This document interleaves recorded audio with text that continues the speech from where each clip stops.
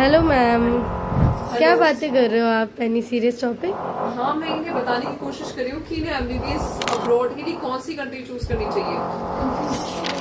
कि इतनी सारी कंट्रीज हैं, माना बहुत सारी कंट्रीज हैं, बट हमें उन कंट्रीज को शॉर्टलिस्ट करना है जो एनएमसी की सारी गाइडलाइंस फॉलो करें। अब देखो, नंबर 1 पे मैंने आपको बताया रशिया, नंबर 2 पे आप तिमोर लेस्टे को चूज कर सकते हो, नंबर 3 पे आप देखो जॉर्जिया। अब गर्ल्स के लिए सबसे ज्यादा सेफेस्ट ऑप्शन है क्योंकि वर्ल्ड की सेकंड सेफेस्ट कंट्री है। इसके अलावा अगर हम यहाँ का एफएमजी पासिंग रेशियो देखें तो 65% एफएमजी पासिंग रेशियो है, बहुत ज्यादा है।